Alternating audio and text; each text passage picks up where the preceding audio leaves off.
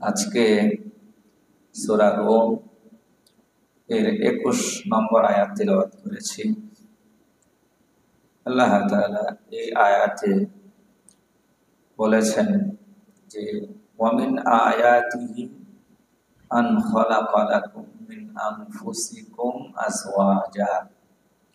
আল্লাহ তাআলার নিদর্শন সমূহ থেকে একটি নিদর্শন এই যে তিনি তোমাদের স্বজাতি থেকে তোমাদের জন্য জোড়া সৃষ্টি করেছেন।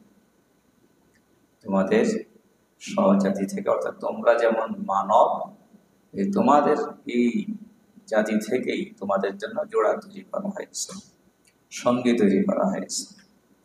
কেন করা হয়েছে? লিতাসকুনু ইলাইহা, যেন সেই জোড়া এবং সঙ্গীর কাছে তোমরা গিয়ে প্রশান্তি লাভ করো।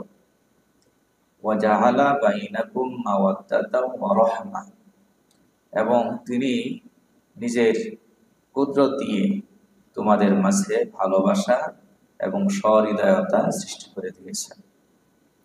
ইন্না ফি যালিকা লাআয়াতিন লিকাওমিন ইয়াতাফাক্কারুন, এর মধ্যে নিদর্শন আছে চিন্তাশীল, চিন্তা ভাবনাকারী সম্প্রদায়ের জন্য, যারা চিন্তা করে তাদের বোঝার জন্য এখানে অনেক কিছু আছে। আজকে এই আয়াত থেকে আলোচনা করার একটা প্রেক্ষাপট আছে। সেই প্রেক্ষাপট হলো, আপনারা মিডিয়ার মাধ্যমে হয়তো জেনেছেন, একটা বিষয় নিয়ে খুব আলোচনা সমালোচনা হচ্ছে যে নারী অধিকার সংস্কার কমিশন তারা সরকারের কাছে একটা সুপারিশ পেশ করেছে। তো তারা যে সুপারিশগুলো পেশ করেছে সেখানে অনেকগুলো বিষয় আছে এমন যেগুলো ইসলামের সাথে সম্পূর্ণ সাংঘর্ষিক। আমাদের বাস্তবতা হচ্ছে এই যে আমাদের দেশের বেশিরভাগ মানুষ ইসলাম বুঝি না। আমরা যারা মুসলিম দাবি করি আমাদের বেশিরভাগ ইসলাম বুঝি না। বিশেষ করে যারা বিভিন্ন পর্যায়ে দায়িত্ব পালনকারী, রাষ্ট্রের বিভিন্ন পর্যায়ে যারা দায়িত্ব পালন করে এবং দেশ জাতির সেবার জন্য যারা কাজ করে অথবা কাজ করতে আগ্রহী, তারা ইসলামটা বোঝার চেষ্টা করে না, জানার চেষ্টা করে না। এটা দুর্ভাগ্যজনক সত্য। এই কথাটা যদি বলা হয় যে ধর্মের নামে অধিকার যেন হরণ করা না হয়, অধিকার থেকে যেন বঞ্চিত করা না হয়, এই কথাটা যদি একজন মানুষ বলেন তাহলে বুঝে নিতে হবে তিনি ইসলামটা বুঝেননি, ইসলামটা চর্চা করেন, ইসলাম সম্পর্কে তিনি পড়াশোনা করেন। অন্য ধর্মের কথা আমরা বলতে পারবো না, কিন্তু ইসলামের ব্যাপারে একজন ইমানদার হিসাবে বিশ্বাস করতে হবে যে ইসলাম সর্বোচ্চ অধিকারটাই দিয়েছে, সবাইকে দিয়েছে এবং সর্বোচ্চ অধিকারটাই কি দিয়েছে, ন্যায্য অধিকারটা দিয়েছে। এর চেয়ে বেশি কল্পনা করা যায় না, আর এর চেয়ে কম হলে অধিকারটা পূর্ণ মাত্রায় পায় না। যার যতটুকুন পাওয়া ততটুকুন পেয়েছে। ইসলাম এটা হুকুক, মানে দ্বীনুল হুকুক, এটা হচ্ছে এমন একটা ধর্ম যেটা সবার অধিকার প্রতিষ্ঠিত করেছে, নিশ্চিত করেছে সবার, এমনকি চতুষ্পদ জন্তু পর্যন্ত। চতুষ্পদ জন্তুর অধিকারও ইসলাম প্রতিষ্ঠিত করেছে, নিশ্চিত করেছে। তো আজকে আমি যে জিনিসটা বলবো সেটা হচ্ছে ইসলাম পরিবারের কথা বলেছে। কিসের কথা বলেছে? পরিবারের কথা বলেছে। এই পরিবার শুধু একটা প্রতিষ্ঠান বলবেন তা না, এটা হচ্ছে একটা ব্যবস্থাপনা। এই পরিবারের সাথে সংশ্লিষ্ট সকলের অধিকার প্রতিষ্ঠিত করার জন্য, সকলকে অধিকার দেওয়ার জন্য। একটা পরিবারের সঙ্গে যত রকমের মানুষ যুক্ত থাকে, বুঝতে পেরেছেন তো? একটা পরিবারে কে থাকে? অনেকেই থাকে। হ্যাঁ, স্বামী থাকে, স্ত্রী থাকে, বাবা থাকে, মা থাকে, সন্তান থাকে, ভাই থাকে, বোন থাকে। সবার অধিকার প্রতিষ্ঠিত করার বা সবার অধিকারের সুরক্ষা নিশ্চিত করার ব্যবস্থাপনাটা হচ্ছে একটা পরিবার। আপনি যে দিক থেকে চিন্তা করেন, নারীর অধিকারের কথা বলবেন? পরিবার ছাড়া নারীর অধিকার রক্ষা পায় কি করে? বড় সমস্যা কোথায়? বড় সমস্যা হচ্ছে অধিকারের নামে অধিকার থেকে বঞ্চিত করে দায়িত্ব চাপিয়ে দেওয়া হচ্ছে। নাম দেওয়া হচ্ছে অধিকার, বাস্তবে কি করা হচ্ছে? অধিকার থেকে বঞ্চিত করে দায়িত্ব চাপিয়ে দেওয়া হচ্ছে, কাজ চাপিয়ে দেওয়া হচ্ছে। আপনার স্ত্রী, আপনি একজন মুমিন হিসাবে, আর আপনার স্ত্রী একজন মুমিন নারী হিসাবে আপনার উপর একটা দায়িত্ব ইসলাম দিয়ে রেখেছে। আপনি যেদিন আপনার স্ত্রীকে স্ত্রী বানিয়ে ঘরে এনেছেন, প্রথমেই আপনাকে যে কাজটা করতে হয়েছে সেটা হলো স্ত্রীকে মহারানা দিতে হয়েছে, দেওয়ার চুক্তি করতে হয়েছে। দিতে হয়েছে মানে দেওয়ার চুক্তিতে আবদ্ধ হতে হয়েছে, লিখিত চুক্তি, সাক্ষী প্রমাণ আছে। তার মধ্যে আংশিক হয়তো নগদ দিয়েছেন, সেটা অলংকারের নামে হোক অথবা কিছু অলংকার যেভাবেই হোক, কিছু দিয়েছেন নগদ, বাকিটা দেবেন চুক্তিতে আবদ্ধ। তারপরে স্ত্রী আপনার ঘরে আসবে, আপনার উপর দায়িত্ব স্ত্রীর খুর পোষ থাকার ব্যবস্থা, পড়ার ব্যবস্থা, খাওয়ার ব্যবস্থা সব আপনাকে করতে হবে। এবং এটা হবে যে আন্তরিকতার সাথে হবে। স্বামী কামাই করবে, স্ত্রী কামাই করতে হবে না। স্ত্রী তার অধিকার স্বামীর কাছ থেকে বুঝে নেবে এবং সম্মানের সাথে বুঝে নেবে। এখনো যে সমস্ত পরিবারে পরিপূর্ণ দিন পালন করা হয়, সেখানে স্ত্রীরা অবহেলিত নাকি সম্মানের সাথে আছে? অবহেলিত না সম্মানের সাথে আছে? বিচ্ছিন্ন ঘটনার কথা বলবেন না। যেখানে ইসলাম মানা হয় না, যে পরিবারে নামে মুসলিম, তাদের কথা বলবেন না। যে পরিবারে ইসলাম মানা হয়, প্রত্যেকের হক স্বীকার করা হয় এবং আদায় করার চেষ্টা করা হয়, সেই পরিবারের কথা বলবেন। সেখানে মা বোনেরা কথা বলেন না। স্ত্রীরা সম্মানের সাথে আছে না নেই? স্বামীর রোজগার থেকে, স্বামীর উপার্জন থেকে তারা তাদের অধিকার পেয়ে যাচ্ছে, সম্মানের সাথে পাচ্ছে, অবহেলার সাথে না। স্বামী খোঁটা দিতে পারবে না যে আমি কামাই করি, তুমি বসে বসে খাও। এটা মুসলিম পরিবারে হয় না, দিনদার পরিবারে হয় না, ধার্মিক পরিবারে হয় সম্মানের সাথে। এখন এখানে যদি ব্যাপারটা এমন হয়, স্বামী যদি বলে আমি একা কামাই করব কেন, বাড়ি ভাড়া দিতে হয়, বিদ্যুৎ বিল আদায় করতে হয়, গ্যাসের বিল দিতে হয়, প্রতিদিন বাজারে করতে হয়, বিশাল খরচ, আমি একা করব কেন? তুমিও অংশীদার, তোমাকেও কিছু দিতে হবে। কথাটা বোঝাতে পেরেছি? তাহলে এটা স্ত্রীকে তাকে অধিকার দেওয়া হলো না, তাকে অধিকার থেকে বঞ্চিত করা হলো। কথা বলেন না? বঞ্চিত করা হলো। এরপরে সেই মহিলা কি করবে? সে চাকরি করবে। এখন যদি এইভাবে কথাগুলো বলা হতো, উপস্থাপন করা হয়তো, তাহলে সবাই বুঝতো যে কি করা হচ্ছে, অধিকার থেকে বঞ্চিত করে দায়িত্ব চাপিয়ে দেওয়া হচ্ছে। এই অ্যাঙ্গেল থেকে বলা হলে সবাই বুঝতো কাজ এইটাই হয়, এই কাজটাই হয়। কিন্তু বলা হয় ওই দিক থেকে, নারীদের পক্ষ থেকে বলা হয় তারা নাকি নারীবাদী, নারীদের অধিকার নিয়ে কাজ করে। তাদের তরফ থেকে বলা হয় নারী আর একজনের অধীন হয়ে থাকবে কেন, মানে স্বামীর অধীন হয়ে থাকবে কেন? সেও কামাই করবে, সেও রোজগার করবে। তো কথা তো সেটাই হলো, সে কামাই করে সেটা দিয়ে শুধু কি কসমেটিক্স কিনবে? কথা বলেন না। যে পরিবারের স্ত্রীরা কামাই করে তারা কি সেগুলো দিয়ে শুধু কসমেটিক্স কিনে, নাকি দিন শেষে ওই ফাস্টফুডের দোকানে বসে একা একা ফাস্টফুড খায় বান্ধবীদেরকে নিয়ে? ওরকমটা হয় নাকি? সেই টাকা সংসারে খরচ করে না? কথা বলেন, করে কিনা? তাহলে কি হলো এবার? তাকে তার অধিকার থেকে বঞ্চিত হলো, কাজ দেওয়া হলো বাইরে, কারণ কামাই করতে হলে তো কাজ করেই করতে হবে। আর কিছু কাজ সংসারের, বলা হোক বা না হোক, এগুলোতে ভাগাভাগি সম্ভব হয় না। কিচেনের কাজগুলো কে করে? কথা বলেন না? তাদেরই করতে হয়। আর যদি কোনো পরিবারে মেয়েরা না করে, মহিলারা না করে, তাহলে সেই পরিবার তো এটা সুখের কিছুই থাকে না সেখানে। এই পরিবার সন্তানগুলো তো হতভাগ্য। যে পরিবারে মায়েরা রান্না করে না, বুঝতে পেরেছেন, ওই কাজের মহিলাকে দিয়ে রান্না করানো হয়, অথবা হোটেল থেকে এনে খাওয়ানো হয়, অথবা রেস্টুরেন্টে বসে খাওয়া হয়, মায়ের হাতের মমতাময়ী হাত দিয়া তৈরি করা খাবার, এটা সন্তানরা খেয়ে যে তৃপ্তি পাবে, সেটা কি সেই পরিবারে আছে? কি হলো এখানে? এটা তো এই পর্যন্ত থাকে না। আমাদের সমাজের চিত্রটা আবার একটু এই জায়গাটাতে চিন্তা করেন। আমি আর একটা সমাজে যাব সেটা বোঝানোর জন্য, যে আমাদের সমাজে কি হচ্ছে, স্বামী যেদিন থেকে তার স্ত্রীকে ঘরে এনেছে, সম্মানের সাথে ঘরে রেখেছে, রোজগারের কোনো দায়িত্ব দেয়নি, নিজে রোজগার করে, নিজে কামাই করে, এবং স্ত্রীর সমস্ত চাহিদা যেগুলো পয়সা ব্যয় করে, টাকা ব্যয় করে করতে হয়, সম্মানের সাথেই করে। স্ত্রী স্বামীর কাছ থেকে যদি কোনো কিছু নিতে হয়, সম্মানের সাথেই পায়। এটা বাস্তব কিনা? কথা বলেন না?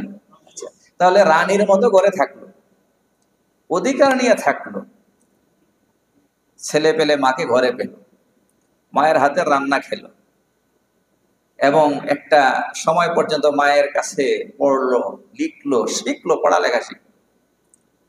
এই কাজগুলো হয় কিনা? আর একটা সমাজের কথা চিন্তা করেন, সেখানে স্বামীও কামাই করে, স্ত্রীও কামাই করে। স্বামীর দিনে ডিউটি, স্ত্রীর রাতে ডিউটি, অথবা উল্টা, কারণ যারা ডিউটি করে তার শিফটিং হয়।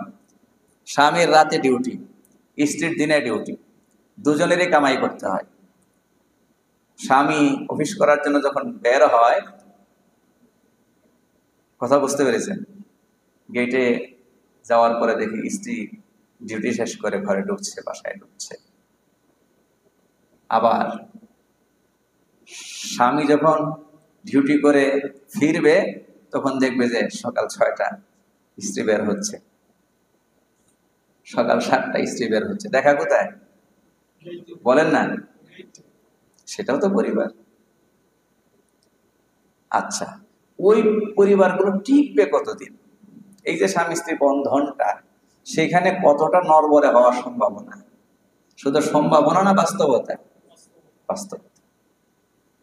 সেখানে কেউ কাউকে কেয়ার করার দরকার নেই, সম্মান তো নাই, কারণ দুইজনই তো সমান। বলেন, যেখানে দুইজন সমান থাকে সেখানে কি মানামানি থাকে নাকি?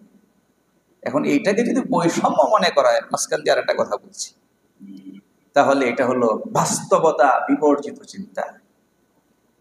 আপনি পৃথিবীতে এমন কোন প্রতিষ্ঠান দেখান যেখানে যতজন লোক কাজ করে সবাই এক পদমর্যাদায় আছে, এক লেভেলে আছে, দেখানো যাবে নাকি?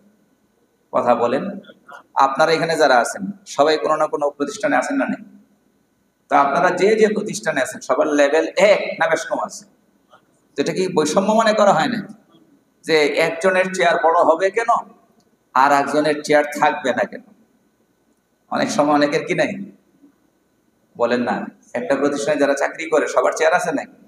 সেখানে কিছু কর্মচারী আছে, তাদের দাঁড়িয়ে ডিউটি করতে হয়। আবার তিনি যখন সিনিয়রের কাছে যান, সিনিয়র চেয়ারে আরাম করে বসে বসে কথা বলেন, তাকে একটু বসতেও বলা হয় না, চেয়ার যদি খালিও থাকে, কারণ সে হলো তৃতীয় শ্রেণীর কর্মচারী, সে দাঁড়িয়ে দাঁড়িয়ে কথা শুনে এবং কথা বলে। এটা কি কেউ এটার বিরুদ্ধে কেউ আন্দোলন করেছেন? বৈষম্য মনে করা হয় নাকি? সেখানে আমিও বলবো যে সেখানে একটু সম্মান দেওয়ার দরকার, সিনিয়র জুনিয়র থাকতে পারে, সম্মান দেওয়া হবে, সেটা ভিন্ন জিনিস, কিন্তু সবার লেভেলে এক হতে হবে। বেশ কম হলে সেটাকে কি বলে বৈষম্য মনে করা হবে, যেটা দূর করতে হবে, আওয়াজ তোলা হবে। এটা হলো বাস্তবতা বিরোধী এবং অযৌক্তিক বিষয়। যেখানে দুজন আছে সেখানে একজন সিনিয়র হবেন, একজন অধীন হবেন, একজনকে মেনে চলা হবে আর একজন মেনে চলবে, যেমন এটার মধ্যে শান্তি, এটা হওয়া লাগবে। তো পরিবার যেহেতু স্বামী স্ত্রী দুজনে মিলে হবে, একজন প্রধান হবেন সেখানে, আর একজন প্রধানকে মেনে চলবে। এর মানে এই নয় যে একজন প্রভু হয়ে গিয়েছেন আর একজন দাস হয়ে গিয়েছেন, দাসী হয়ে গিয়েছেন, এমনটা না। এবং মুসলিম পরিবারের স্ত্রীরা দাসী নয়, জীবন সঙ্গী, সম্মানিতা স্ত্রী, তাদের অধিকার আছে, তারা অনুগ্রহের পাত্র হয়ে থাকে না, পাত্রী হয়ে থাকে না। এখন সেখানে কি হলো, সংসারে খরচ তুমি যতটা দেবা আমিও ততটা দেব, তুমিও যতটা দিচ্ছ আমিও ততটা দিচ্ছি, তাহলে সমান। তো এই সংসার টিকবে কতদিন? কথা বলেন। আসলেও টিকে না। আসলেও কি টিকে না? কয়দিন টিকবে? টিকার কথাও না। তো পরিবার একটা প্রতিষ্ঠান, পবিত্র প্রতিষ্ঠান, সম্মানিত প্রতিষ্ঠান। এটা পরিবারের সাথে সংশ্লিষ্ট সকলের হক, সকলের অধিকার সুনিশ্চিত করে, প্রতিষ্ঠিত করে। সন্তান বলেন, যে পরিবারে এই সিস্টেমটা আছে, মহিলাদের একান্ত অপারগতা না হলে ইসলাম বলে না যে বাইরে গিয়ে কামাই করো।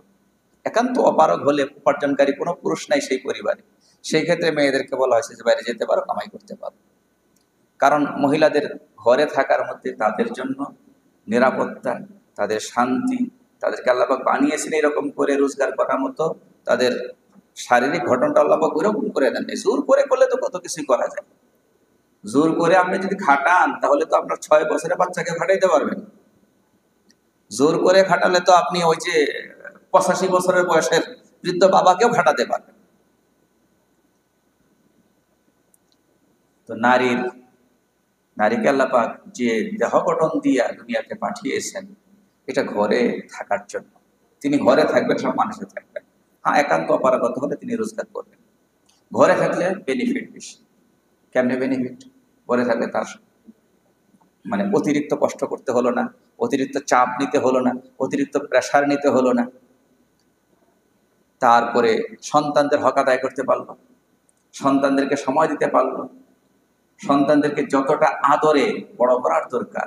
এবং মায়েরা হলো বাচ্চাদের প্রথম এই শিক্ষাদানকারী, এবং প্রত্যেকটা বাচ্চার জন্য ঘর পরিবার হলো প্রথম শিক্ষা প্রতিষ্ঠান। তো এই অধিকারগুলো বাচ্চারা পেয়ে গেল কার কাছ থেকে? মায়ের কাছ থেকে। কিন্তু এটা যদি না হয় তাহলে বাচ্চারা বঞ্চিত হবে, হচ্ছেও। এই যে ওইসব সমাজে কি হয়, বাচ্চা পালে কে? মায় পালে নাকি? বাচ্চা পাঠিয়ে দেয় কোথায়? ওই যে চাইল্ড কেয়ার হোম নামে প্রতিষ্ঠান হয়ে আছে। তো সেখানে কে পালে?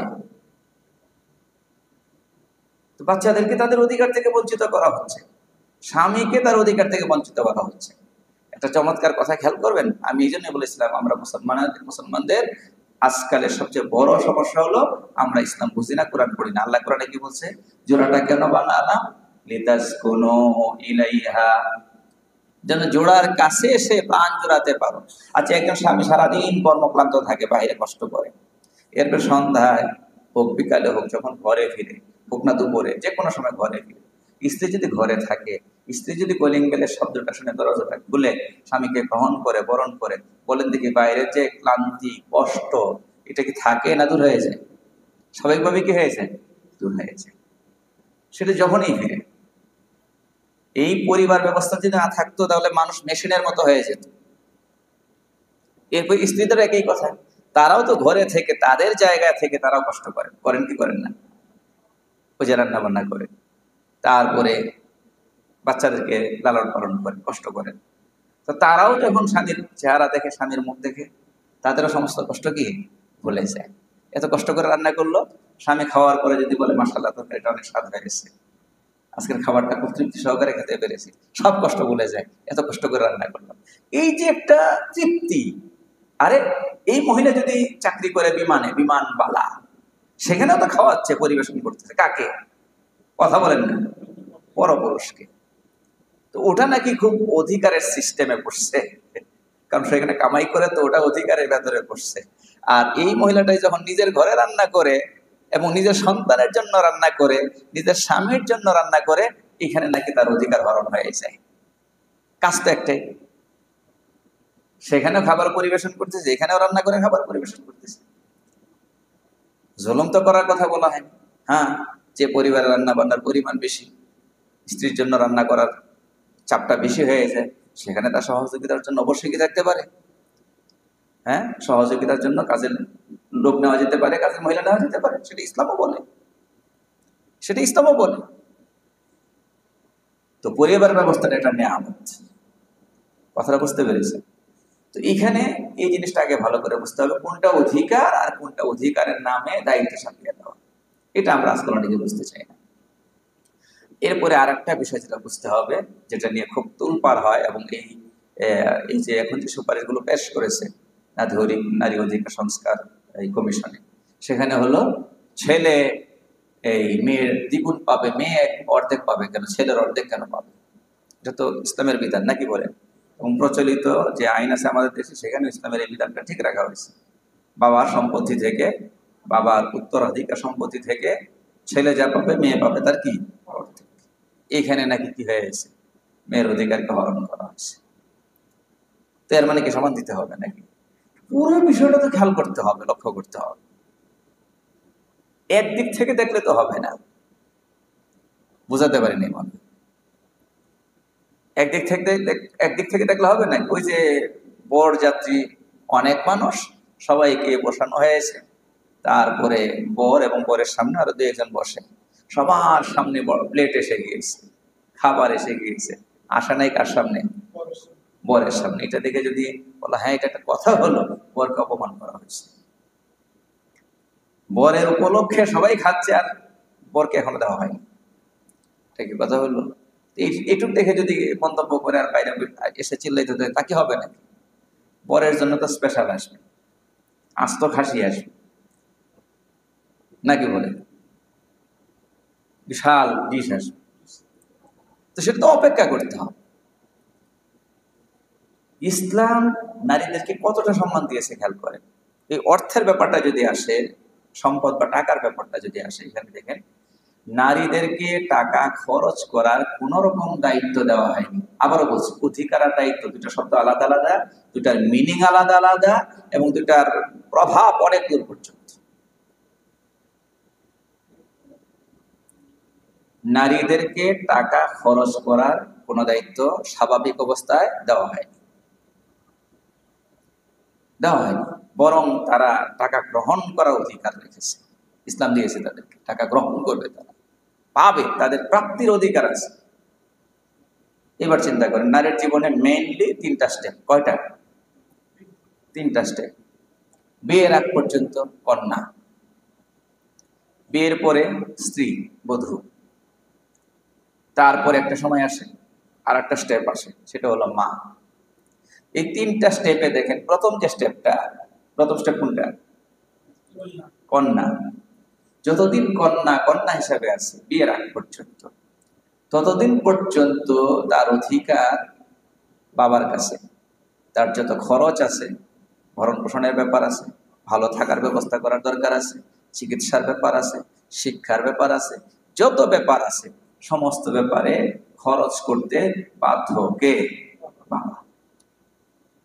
তাহলে এই বয়সে তার কামাই করার দরকার নেই, খরচ করার কোনো দায়িত্ব নেই। তবে সম্পদের অধিকারী হওয়ার দায়িত্ব, সুযোগ আছে, অধিকার আছে। সেটা কিরকম? সেটা হচ্ছে যে এই বাচ্চা মেয়েটাকে, যেটা আজকে মাত্র জন্মগ্রহণ করেছে, এই মেয়েটাকে কেউ যদি কিছু গিফট করে, মনে করেন ক্যাশও গিফট করছে, টাকা গিফট করছে, স্বর্ণের অলংকার গিফট করছে, অনেক কিছু করে, এগুলোর মালিককে? এই মেয়েটা যাকে গিফট করা হয়েছে। এটা কেউ যদি নেয় তাহলে এই মেয়ের টাকা নিয়েছে, মেয়ের সম্পদ নিয়েছে, এটা অধিকার হরণ করা হয়েছে। এটা রাখতে হবে এই মেয়ের জন্য, এই মেয়ের টাকা মেয়ের জন্য রাখতে হবে। সে বড় হওয়ার পরে যা খুশি তা করবে। কথা বুঝতে পেরেছেন? তাহলে যতদিন পর্যন্ত বিয়ে হয়নি খরচ করার কোনো দায়িত্ব নাই, তার জন্য যত খরচ সব করবে কে? বাবা। এরপরে যেদিন বিয়ে হবে সেদিন থেকে দায়িত্ব বর্তাবে কার উপর? স্বামীর উপর। আমি একটু আগেও বলেছিলাম, স্বামীর উপর মানে স্বামী প্রথম দিন এই চুক্তিতে আবদ্ধ হতে হবে, এবং সম্মানী, একটা বিশেষ সম্মানী, যেটাকে আমরা কি বলি দেনমোহর। দেনমোহর সম্পর্কে আমাদের সমাজে এখন ভুল ধারণা মানুষের মাথার মধ্যে ঢুকছে, মনে করে এটা হলো আটকানোর জন্য, যখন তখন যেন বিবাহ বিচ্ছেদের সিদ্ধান্ত না নেয়, তালাকের সিদ্ধান্ত না নেয়, যেন আটকানোর জন্য। যে স্বামী দিতে পারবে না 5 লাখ, তার জন্য ধরে হলো 50 লাখ, যেন দেনমোহর আদায়ের ভয়ে হলেও কি না করে, তালাক না দেয়। এইটা একটা ভুল ব্যবস্থা, এটা পরে বলবো আমি। তো তাহলে কি করলো ইসলাম? যেদিন স্বামীর ঘরে নেবে এর আগে একটা সম্মান দিতে হবে তাকে। হ্যাঁ, চুক্তিতে আবদ্ধ হইতে হবে, কিছু নগদ দাও, কিছু পরে দিও, পারলে সবটা নগদ দিয়ে দাও। এরপরে তোমার ঘরে থাকবে খোরপোশ, ভালো করে থাকার ব্যবস্থা করা, সম্মানজনক থাকার ব্যবস্থা, এরপরে আরো যা যা লাগে সব কিছু ব্যবস্থা করা। স্বামী যতদিন আছে স্বামীর দায়িত্ব।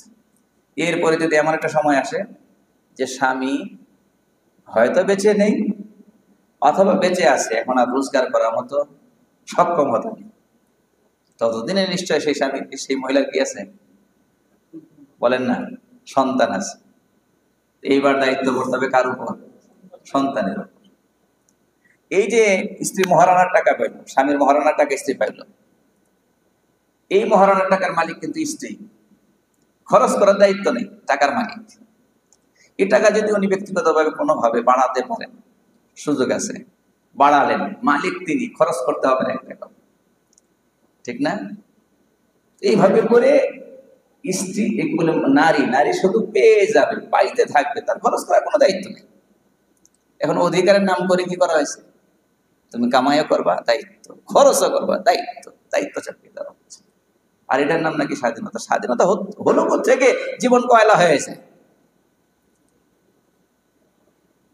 যে নারী বয়স হয়ে আরাম করে তার জীবনটা পার করার কথা ছিল, আমাদের মায়েরা, আমাদের দাদিরা, তাদের আগের নারীরা ইজ্জতের সাথে, সম্মানের সাথেই দুনিয়ার জীবন পার করে গেছে।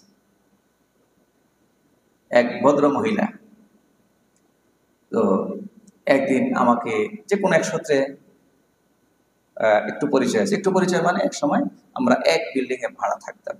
তো ওই যতদিন বিল্ডিং এ ভাড়া ছিলাম ততদিন পর্যন্ত উনি আমার সাথে কোনোদিন কথা বলেন, আমিও বলি, পর্দা মেনটেন করে চলা হয় আমাদের।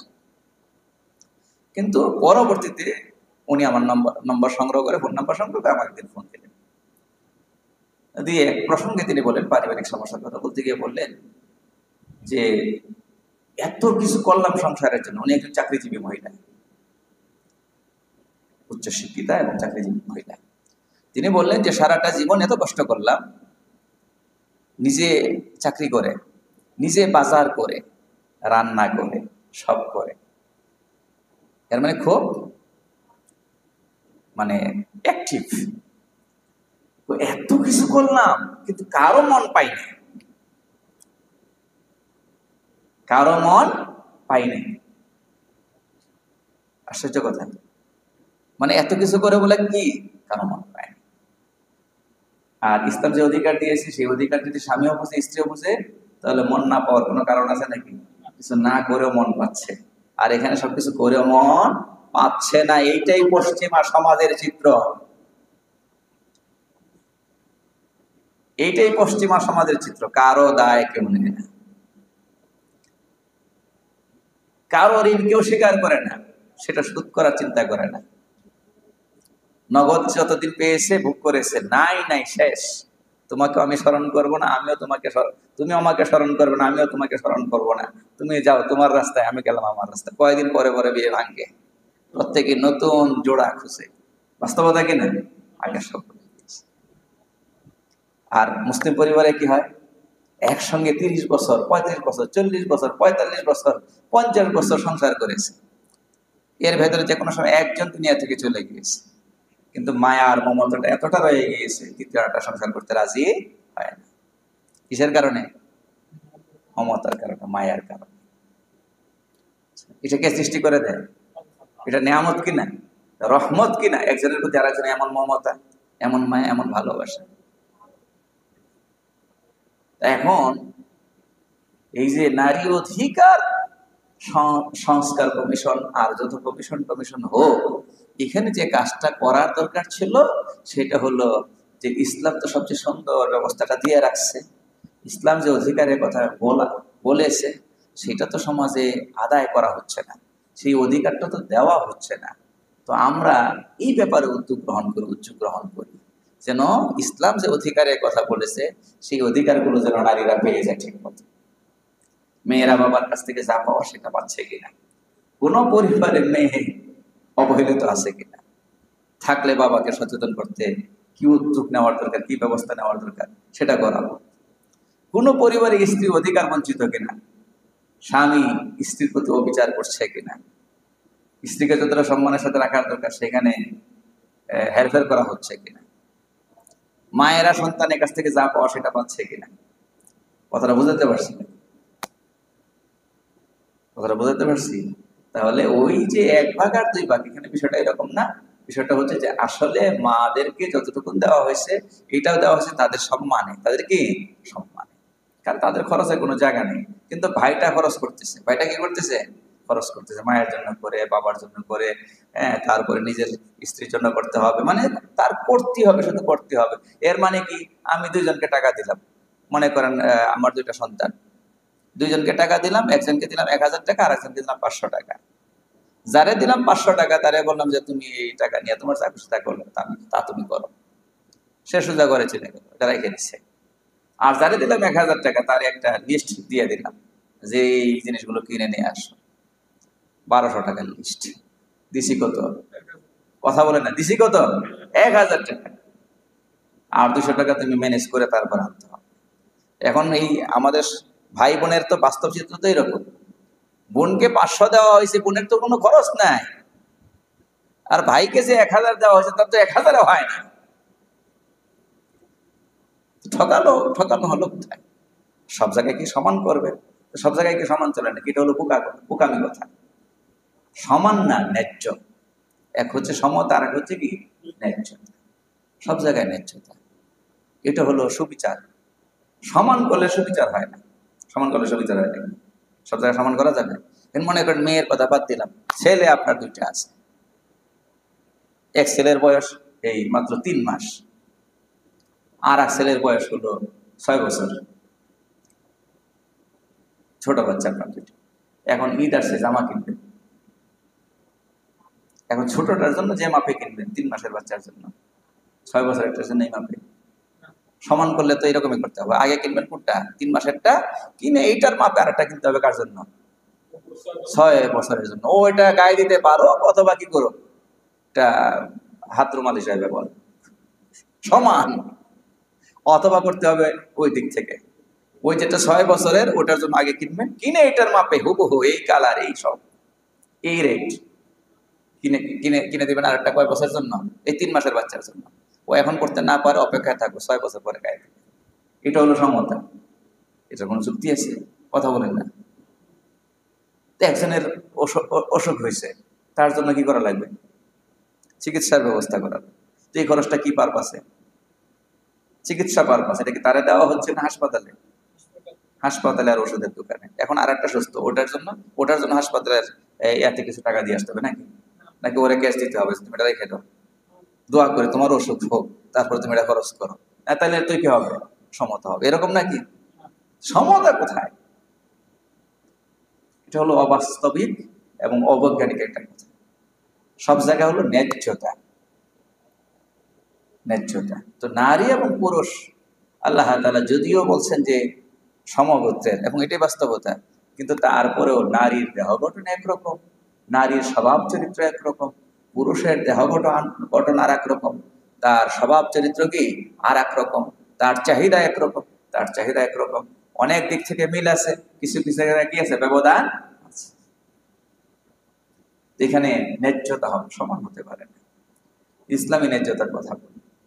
তো এই জন্য এই জিনিসটা আমাদেরকে বুঝতে হবে, আগে ইসলামটা বুঝতে হবে। এবং সব শ্রেণী পেশার, আমাদের দেশের রাজনীতিবিদদের বোঝার দরকার ছিল। আমাদের দেশে যারা টকশোতে নানান ইস্যু নিয়ে টকশো করে এবং গরম করে ফেলে ই করে, হ্যাঁ, তো তাদেরও ইসলাম বোঝার দরকার ছিল। যদি নামের সাথে মুসলিম নামটা ধারণ করে আর নামাজ পড়তে মাঝে মধ্যে হলে মসজিদে আসে, তাদের আগে ইসলাম বোঝার দরকার ছিল। এখন হয়েছে কি, এরকম জটিল জটিল ব্যাপারগুলো যখন আসে, তখন কথা বলেন শুধুমাত্র ওলামায়ে কেরাম, আর কেউ কথা বলে না। ঠিক না? এই যে এই বিষয়গুলো নিয়ে কথা বলতেছে কারা? ওলামায়ে কেরাম। টকশোতে কোনো বুদ্ধিজীবী কথা বলছে? তো এখানে কোনো মুসলমান নাই নাকি? হ্যাঁ, নাই। এরপরে যারা রাজনীতি করে, প্রতিদিনই বক্তৃতা যাদের আছে, এক জায়গায় নাই, কয়েক জায়গায় বক্তৃতা প্রতিদিন করে, তারা কি বিষয়ে কথা বলতেছে? তো তারা কি মুসলমান না? ন্যায় অন্যায় বুঝে সেই ব্যাপারে কথা বলা, এটাকে শরীয়তের পরিভাষা বলা হয় আল আমরু বিল মারুফ ওয়ান নাহয়ু আনিল মুনকার। আপনি কোরআন যদি পড়তেন, হাদিস যদি পড়তেন, নিশ্চয় পড়েন আপনারা কম বেশি, তাহলে দেখতেন যে এটা হলো ইমানদারের দায়িত্ব। কার দায়িত্ব? আলেমের দায়িত্ব শুধুমাত্র, এটা কোথাও বলা হয়নি। কার দায়িত্ব? ইমানদারের দায়িত্ব। ইমানদার রাজনীতিবিদ, তোমাকেও বলতে হবে। ইমানদার তুমি টকশোতে কথা বলো, তোমাকেও বলতে হবে। ইমানদার তুমি সরকারে আসো, তোমাকেও বলতে হবে। মুসল্লি সামনের কাতারে বা পিছনের কাতারে, তোমাকেও বলতে হবে। কিন্তু আমরা বাস্তব চিত্রটা কি দেখি? এই সমস্ত বিষয় আসলে কথা বলে শুধুমাত্র কারা বলেন না? আলেম সমাজ। আবার যদি আলেম সমাজের মধ্যে যথাসময়ে তারা যদি রাস্তায় না গিয়েছে, তাহলে আমরা আবার বদনামটাও করি যে আলেমরা কথা বলে না, আলেমরা চুপচাপ। আল্লাহ কিয়ামতের দিন জিজ্ঞাসা করবেন শুধু আলেমদেরকে, যে দায়িত্ব কার ছিল? সবার ছিল। ইমানদার মাত্র সবার দায়িত্ব ছিল। আজকে সবাই কথা বলে না বলেই এই গুটি কয়েক ইসলাম বিদ্বেষী, ইসলামের শত্রু কিন্তু সীমিত কিছু, তারা এই সমস্ত দুঃসাহস দেখাইতে পারে। জানে যে মুসলমান এই দেশের, এরা কথা বলবে না, ইমানদার কথা বলবে না, কথা বলবে সীমিত কিছু হুজুর। তো তারা বললি কি না বললি কি, কিন্তু এটা মনে রাখতে হবে যে ইনশাআল্লাহ সত্য যদিও সীমিত মানুষের মুখ থেকে বের হয়, এটার পক্ষে আল্লাহ সাহায্য থাকে। এই জন্য আলেমরা যদি দায়িত্ব পালন করেন, তারা পার পেয়ে যাবেন। আল্লাহর দিন আল্লাহ টিকিয়ে রাখবেন। আমরা যদি আল্লাহর দিনকে সাহায্য না করি, আল্লাহ নিজের কুদরত দিয়ে হলেও টিকায় রাখবেন, ফেরেশতা দিয়ে হলেও টিকায় রাখবেন। কিন্তু আমরা যারা সাধারণ মুসলমান আছি, আমরা যে দায়িত্ব অবহেলা করতেছি, আমরা কিন্তু জবাবদিহিতার মুখোমুখি হব, এটা বুঝতে হবে। এই জন্য এই জিনিসটা বোঝার দরকার প্রত্যেকের জায়গা থেকে। যখনই, এটা শুধু এইবারের কথা, এই বিষয় নিয়ে কথা বলছি না, যে কোনো সময় যেটা ন্যায় সেটার ব্যাপারে কথা বলতে হবে, যেটা অন্যায় সেটার ব্যাপারে কথা বলতে হবে। আল আমরু বিল মারুফ ওয়ান নাহয়ু আনিল মুনকার বুঝতে হবে, এটা ঈমানের সাথে যুক্ত দায়িত্ব, ঈমানের সঙ্গে যুক্ত দায়িত্ব। যারা ঈমানের দাবি করবে তাদের সঙ্গে দায়িত্ব যুক্ত হয়েছে। আল্লাহ তাআলা আমাদেরকে সঠিক কথা বোঝার এবং সেই মোতাবেক আমল করতে হবে।